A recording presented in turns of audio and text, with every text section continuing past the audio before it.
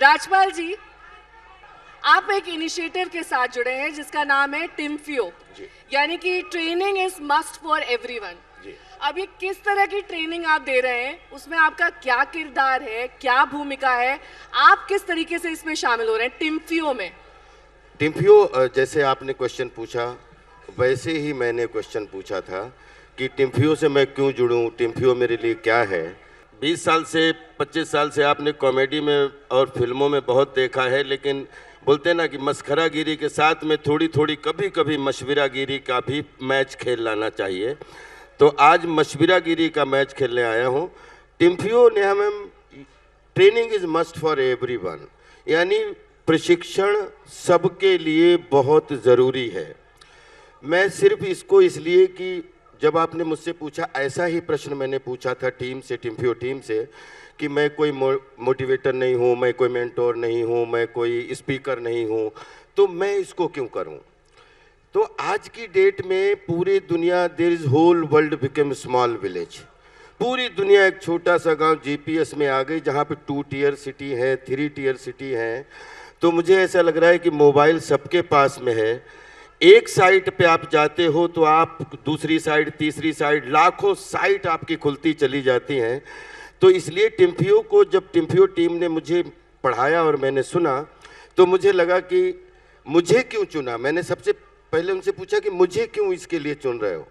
तो उन्होंने कहा कि आप इस टिम्फियो टीम के इसलिए हिस्सा हो सकते हैं कि आप जो बोलेंगे उसके आप खुद के गवाह भी हैं। जैसे क्या? जैसे कि आज की डेट में अगर मैं आपको उन्होंने एक ऐसी कहानी सुनाई जो मैं आपके सामने ज़रूर रखना चाहता हूँ कि सबके अपने अपने अनुभव हैं, सबके अपना अपना फ्यूचर है, सब कुछ अपना है। आप मोबाइल में लाखों साइटें देखते हैं नेहा जी, लेकिन आप इसमें कोई भी क्रमबद्ध नॉलेज से जो है वंचित रह जाते हैं। आपके पास कोई क्रमबद्धता नहीं है। ये मोबाइल आपका माइंड पढ़ता है, ये आप जो साइट खोलोगे खुलती चली जाएगी। लेकिन टिम्फियो आपको जैसे एक छोटी सी कहानी उन्होंने जैसी सुनाई कि मान्यताएं, वैल्यूज और आप परंपराओं से ऐसे बंधते हो कि आप ना जानते हुए, ना चाहते हुए उन परंपराओं में आप कैसे बनते हो और उनको कैसे स्वीकार करते हो। छोटे छोटे हाथी पैदा होते हैं। एक हाथी, 10-12 हाथी बंधे हुए थे और सबके एक पतली सी रस्सी पड़ी हुई थी, सारे बंधे हुए थे। एक आप जैसा बंदा पहुंचा, उसने कहा कि ये आप छोटी छोटी रस्सियों में हाथी बांधे हुए हैं, आप ये अगर हाथी रस्सी तोड़ दें तो क्या होगा। तो उन्होंने कहा ये हाथी रस्सी तोड़ सकते हैं, लेकिन ये हाथी कभी नहीं तोड़ेंगे, क्योंकि जब ये बच्चे होते हैं तो जब बच्चा छोटा होता है तो उसकी एक रस्सी डाली जाती है, तो वो थोड़ा सा इधर उधर, बहुत ज़्यादा इधर उधर कुछ करता है, तोड़ने की कोशिश करता है, लेकिन रस्सी जो है वो नहीं टूटती है। और धीरे धीरे उसको ये पता लग जाता है ये रस्सी हमसे बलवान है। फिर वो थोड़ा बड़ा होता है, उसको लगता है रस्सी हमसे बलवान है। धीरे धीरे हाथी पूरी तरीके से जब खड़ा होता है, लेकिन वो रस्सी से बड़ा नहीं होता है, क्योंकि रस्सी के सामने वो खड़ा होता है और उसको लगता है कि ये रस्सी ही हमारा जीवन है। तो आई थिंक ये वैल्यूज, मान्यताएं और परंपराओं के साथ में आज डिजिटल वर्ल्ड में आपको ज़रूर कि जीवन की आपाधापी में ये चुनना पड़ेगा कि हमारा लक्ष्य क्या है, इस समय ये टाइम क्या है, हमारी आदतें क्या हैं, हमारा बिलीव, जो बोलते हैं बिलीफ ऑफ योर सेल्फ, आपका सेल्फ क्या है। हालांकि बहुत कम लोग सोचते होंगे राजपाल पढ़ा लिखा भी है क्या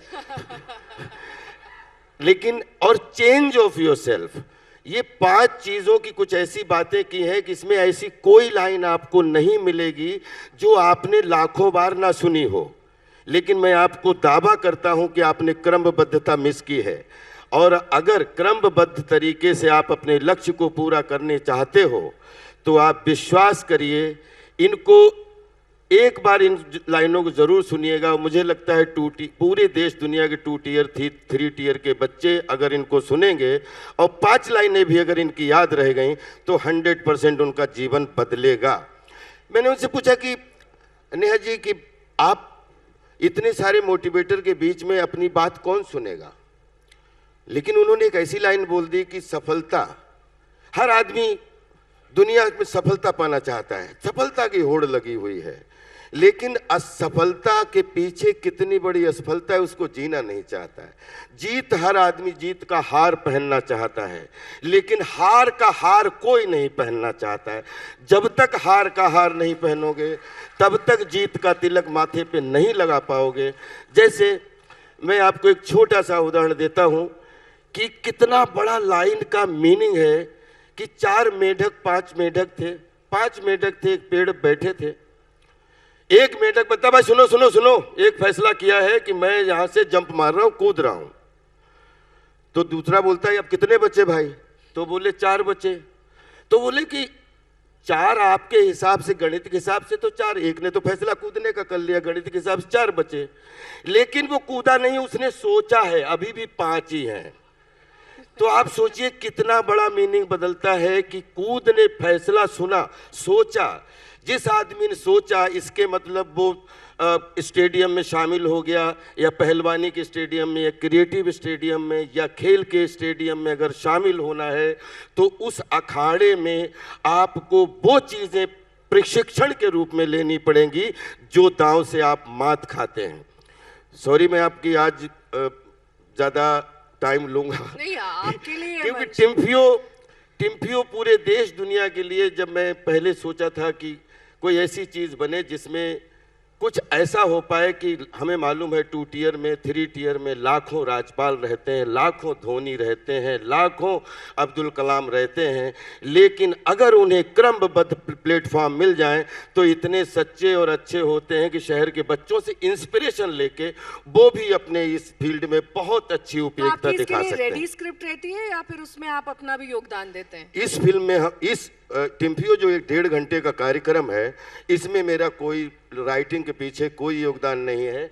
मैं, आप समझिए कि एक विद्यार्थी के रूप में इसको मैंने सुना और विद्यार्थी के रूप में इसको पेश किया है। और हो सकता है, क्योंकि मैं इसका फॉलोअर इसलिए बना कि शायद जो बच्चे, उदाहरण के लिए किस बच्चे ने कछुआ और खरगोश की कहानी नहीं सुनी होगी? सभी ने सुनी है। और उसका मीनिंग क्या लास्ट में आता है? ना मुझे खरगोश की कहानी बोलने की ज़रूरत है, ना मुझे कछुए की, कि लगातार निरंतर प्रयास करने से आपकी जीत होती है, यही मीनिंग आता है उसका।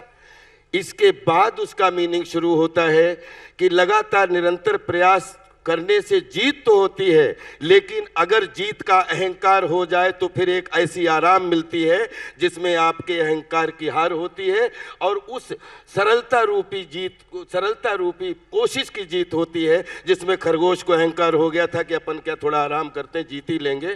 तो जब जो चीज़, मंजिल आपको जितनी सरल लगती है, वो मंजिल उतनी ही कठिनता से, उतने ही हार्ड वर्क से जब आप करेंगे, तब आपकी निरंतर जीत भी होगी और आप अहंकार से दूर भी रहेंगे।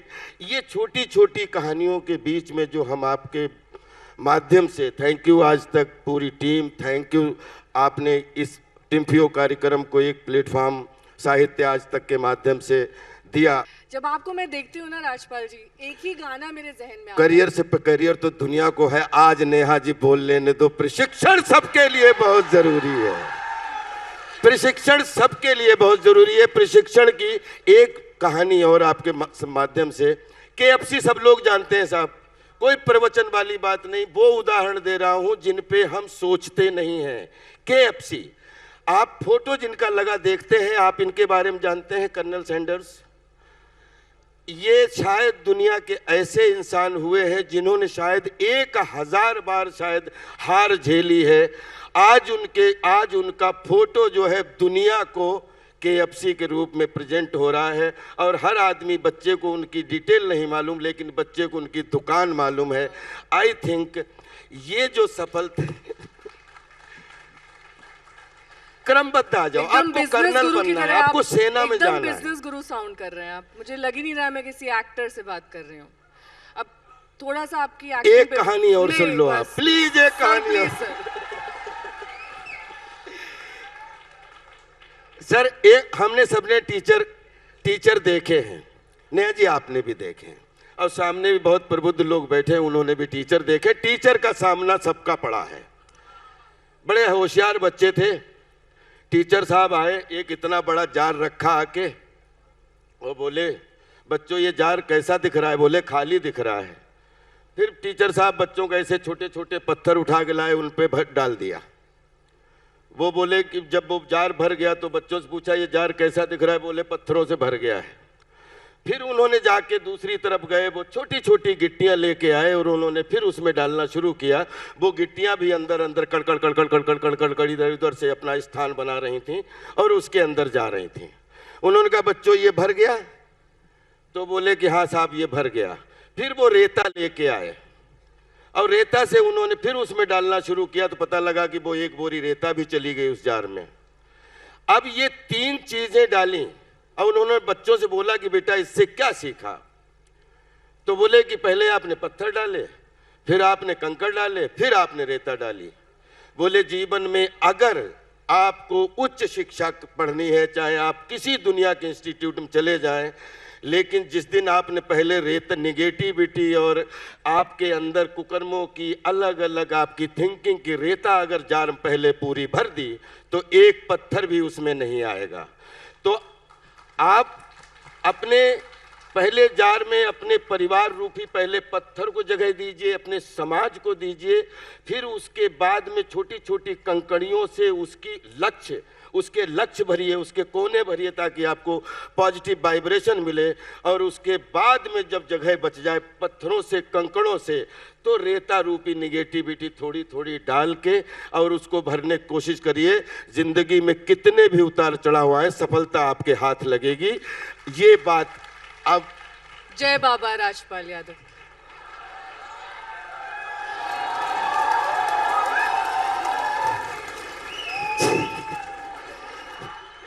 एक नाम आज मिला, जय बाबा राजपाल यादव। जब आपके बारे में कोई भी पढ़ेगा जानेगा कि आप शाहजहांपुर से आए, मैं तो यही एक गाना बार बार मेरे मन में आ रहा था, छोटे छोटे शहरों से खाली भोर दोपहरों से हम तो झोला उठा के चले। तो जब आप झोला उठा के चले तो लग रहा था इतने बड़े मकाम पे राजपाल यादव सबको ही जानेगा, बेहतरीन कॉमिक, बेहतरीन एक्टर और ऐसी शख्सियत एकदम जुदा, सबसे अलग। नहीं, हमें बचपन से गलत फहमी थी कि ये 3 गलत फहमियां आज आप स्टेज पे बताएंगे। मैंने सुनी है आपकी वो, लेकिन 3 गलत फहमियां कि मुझे बचपन से मेरी अम्मा ने एक गलत फहमी दे दी थी कि मैं 105 फीट का हूँ।